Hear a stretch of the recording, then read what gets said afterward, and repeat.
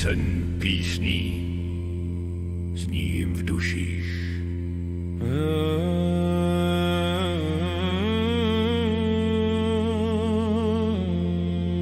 Ach, ta překrásná slova, tóny vibrace, odlesky, momenty.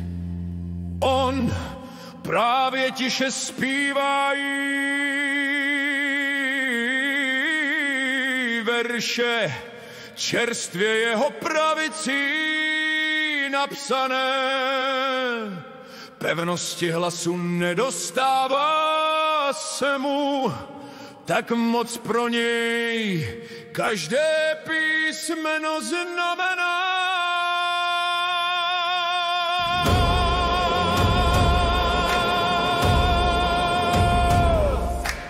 Ona hltá jeho hlas dychtivě a cítí se být tou dívkou na lukách.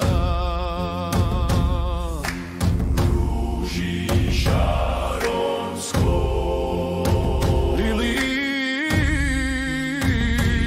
rodí. On pastýř duše její,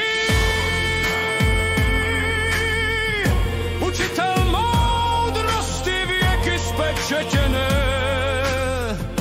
Náhle vzduch v ruce ochladil se, ona začala se chladem dřát. On okamžitě odkládá pero i pergamen, kam ještě pár slov napsat chtěl, těch slov, co ona tiše sdělila mu. Do pláště svého halí, aby teplo jí zas bylo.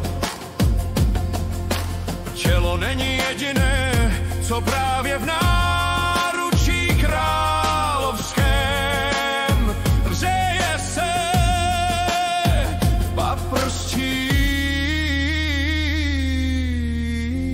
nejčistší touhy.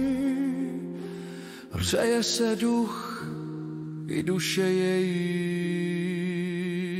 On dýchá stěžka a myšlenkám svým stěží brání se. Bože, ona je tak nádherná, láska má věčná.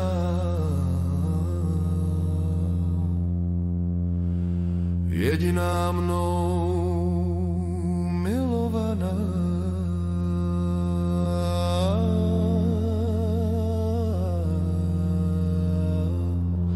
Má holubička přečistá.